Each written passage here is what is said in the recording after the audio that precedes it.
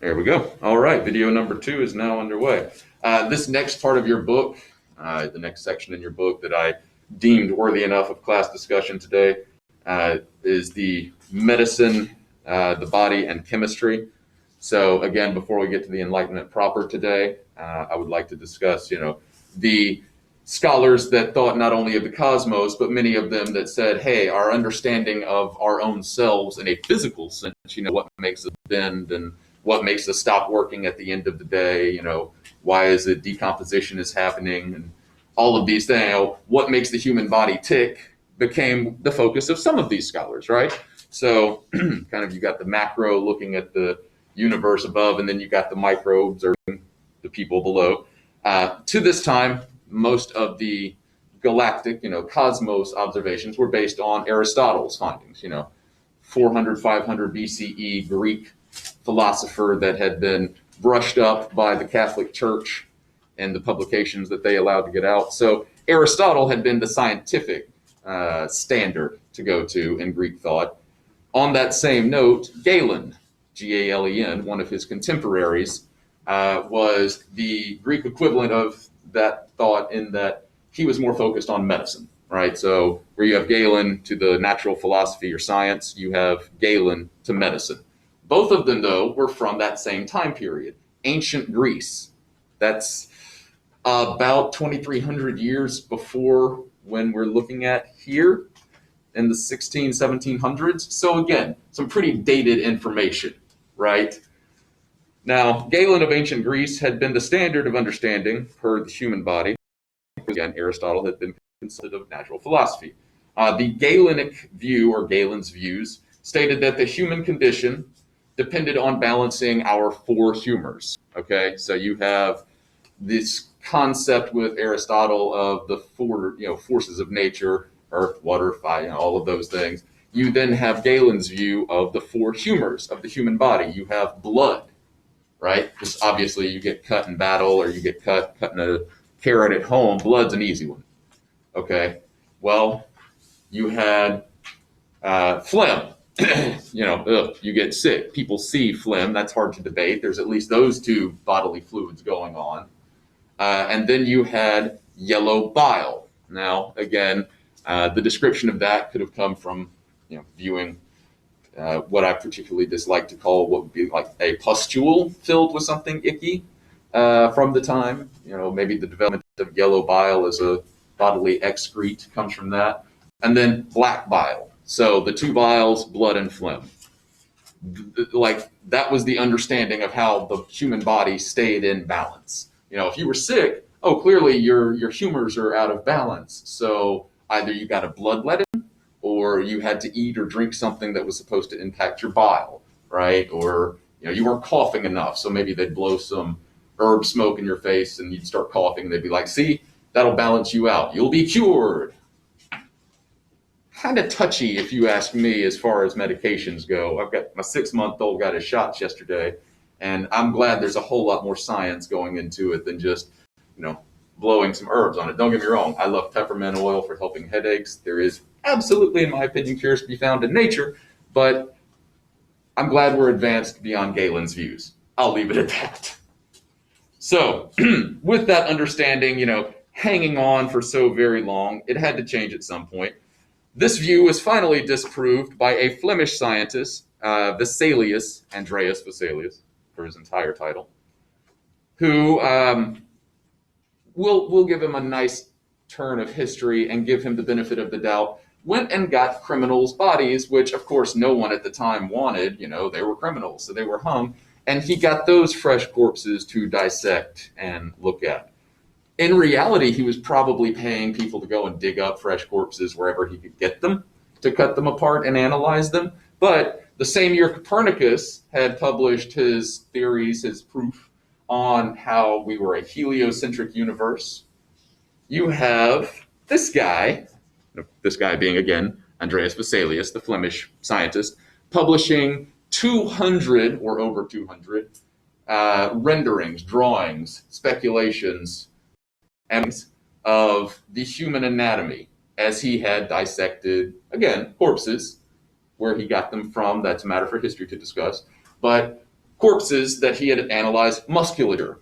He had looked at, you had Da Vinci's drawings that analyzed the proportions of the human anatomy. Well, beyond those now, you now have in-depth details, veins. You have an understanding of, or soon to be an understanding of the circulatory system. But there's a much greater understanding of, oh, you're sick. Well, clearly there's something going on with this, okay? If you have a phlegm problem and they hear you coughing a lot, now there's a concept of lungs. Oh, those air sacs that you need are probably not doing so well. Early medicine, again, to be sure, but a better understanding of, oh yeah, your humors are out of balance. All right. By 1628, again, you have those 200 renderings, 1543 from Vasalis. 105 years later, roughly, thereabouts. Maybe that's bad math. I think that's about right, though. You have guy, Englishman, again, by the name of Harvey, last name, anyway. I won't make you remember his first name. Harvey. Harvey, first name William, if you care to know, who again in 1628 had continued the experiments on humans as Vasalis had begun, and discovered the nature of the circulatory system. So again, you had an understanding built on Vasalius's findings of this takes muscles. Those muscles are connected to ligaments and bones and stuff inside. Okay, good. Now, call it 100 years later, you have discoveries with William Harvey, again in the same nature, dissecting humans that their bodies were not cared for at the end of the day. And there was an understanding of, hey, this big balloon in your chest pumps the red stuff through your veins and it makes everything tick. Okay, so Harvey understood things in science that would equate to, hey, you have a constant pressure in this system that's keeping you going. If you gash in certain areas and you lose that pressure and all of that blood starts coming out, that means your heart can't do its job. So again, pretty extreme stuff when you start seeing how it plays out. Now when you're on a battlefield, if you get cut, there's an understanding that, hey, if you close it off and elevate it, maybe you're going to survive. Maybe you can get that taken care of long enough, and now you're not just going to out on the field. Yeah. So again, it's not overnight that concept develops from Harvey going, hey, we've got circulatory system to life-saving techniques, but it's a start. It's a start. Beyond that, again, to give you all a couple of more names, and sorry, they are relevant, you have to start understanding how they all play into the Enlightenment, this new view of man. In 1662, Robert Boyle, B-O-Y-L-E, created the first artificial vacuum, disproving Descartes' view on nature that a vacuum could not exist in nature. Again, it's a scientific understanding that does play out for our concepts of space and how things are affected by gravity, etc. But beyond that, you have Boyle discovering or stating his belief that the world around us, as well as all things in space, are made up of small corpuscles, the English word here that was in quotes in the book. But basically his concept of atoms, or he didn't call them atoms as we do now, or molecules as we do now, but that all things were built from very tiny, unobservable things. So matter was built of small matters, if you want to see it that way. Check my timer here, 10 minutes-ish, we're good. All right, so again, all of these scientific, whether they be of the stars and of the nature of Earth and our place in the universe, or on a human side with Harvey and Vasalis, you have these scientific observations changing the reality of the world. And with that shift in reality, you have a shift in the available thought processes of many people to observe things in society could potentially be shifted on that same scale. If that was phrased poorly, big discoveries in science equal potential big discoveries in social science, how humans treat one another in relation to government, okay? So, sorry, I realized one explanation was very verbose and wordy, and then I wanted to just put it, one equates to the other. Either way. While much changed in the understanding of, the nature of things during the scientific revolution, many things did remain steadfast in society. Catholic Church still had much power, and in 1616, the Catholic Church proper, the Catholic See, the Pope and all of his advisors, put Copernicus and many of the other scholars' thinkings, writings, and findings on a banned book list, so to speak. So that goes back 1616. The Pope and the papal church, the papal advisors, they bring together all of these scientific findings and go, nope, can't teach that. I'm going to put it on a banned book list. It undermines our power, ... undermines God.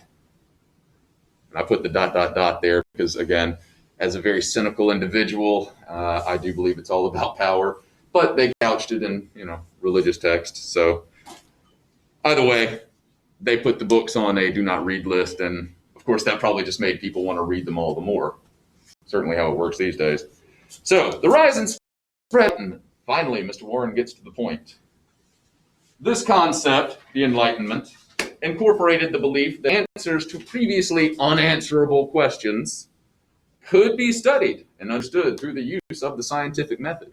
So again, it wasn't just this understanding of key scientific principles, gravity, buoyancy, etc. It was that the world was observed now in a lens that allowed for questioning.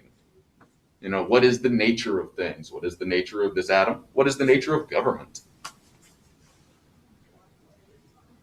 With growing trade routes, again, forever expanding by this point, we're well past the Columbian Exchange, 1492, and all of that, 200 to 300 years, depending on our scholar, beyond that. Trade routes had been very well established, and with those, of course, the spread of other people's governments and other people's religions were coming in. Many Europeans found it very fashionable at the time to adopt, manners of some of the Asian religions, Buddhism, Confucianism, and you see those adopted into certain political practices coming soon. By soon, I mean in the notes. All right, so get this caught up. Science of man. Again, the study, math and science, had been in university curriculum, but low prestige. The relationship between science and philosophy was, again, undergoing a change. This is the warm-up to what would, and again, the people of the Enlightenment, many of the scholars that we'll discuss, called themselves Enlightenment thinkers. Like this was a self-imposed title in that way. So while the scientific revolution, you had scientists contributing to this, concept that was not named. We call it now the scientific revolution because it was a revolution in science. The Enlightenment, many of these people were self-titled Enlightenment thinkers, Enlightenment leaders and monarchs. So people were very aware of the social changes going on at this time, so much so that they were calling it the Enlightenment period. So philosophy not regarded as worthy anymore. So again, that dates back to more of the Greco-Roman focus on, Aristotelian, Galenic views of body and space. New emphasis on science was useful to humans. Again, it wasn't just useful to the cosmos. With Harvey, you have that realization.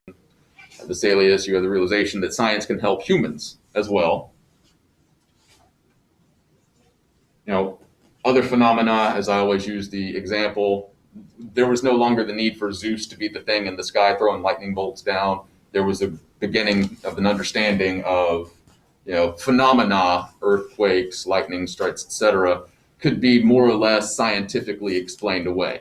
Now, the science wasn't there necessarily at the beginning, but the understanding of the world was now, again, we can understand these things are happening.